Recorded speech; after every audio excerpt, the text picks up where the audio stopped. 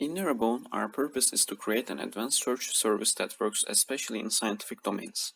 In this project, neuroscience domain is chosen. Users can select domain-specific types to expand their search. In our case, these are asymmetry, gender, and human-non-human, which are important specs in neuroscience domain. They also can add constraints to compare different cases in search area.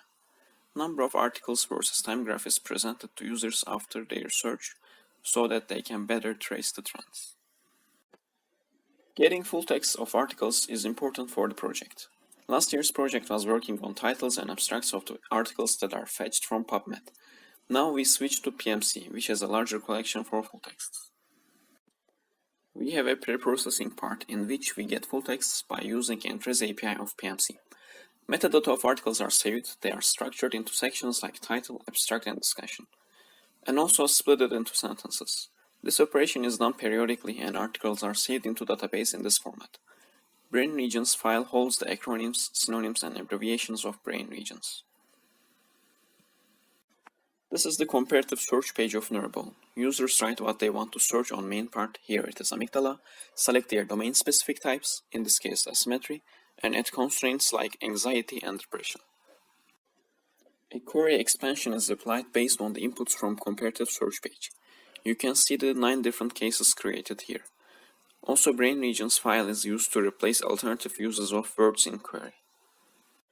Number of results is shown here in a table view for user to compare results easily. This page shows experts the neglected and saturated areas in the search field and has a key importance in this project. Any cell can be clicked for further results. For example, when we click left amygdala cell, we can see its overview page. A time graph shows number of articles in years. It is possible to trace trends with the graph. Page numbers can be clicked for article results. When we rank the articles, we give them a score. Each section of an article has a different importance, and they have coefficients accordingly. This coefficient is multiplied by the logarithm of number of matches with the query in that section, and these are summed for the final score of the paper. In results page, users can click on articles to see matched sentences in the article. PubMed is one of the most popular search engines in neuroscience domain. Here we compare NeuroBoun with PubMed. In NeuroBoun, users can add constraints and use predefined identifiers to search and see all the results in one table to compare them. In PubMed, users have to search for each case one by one. NeuroBoun shows sentences of articles that matched with the query in the results page. PubMed does not have this feature. NeuroBoun can be seen as a prototype for advanced search engines. Features like adding constraints and show results in a time graph can be beneficial to lots of other domains.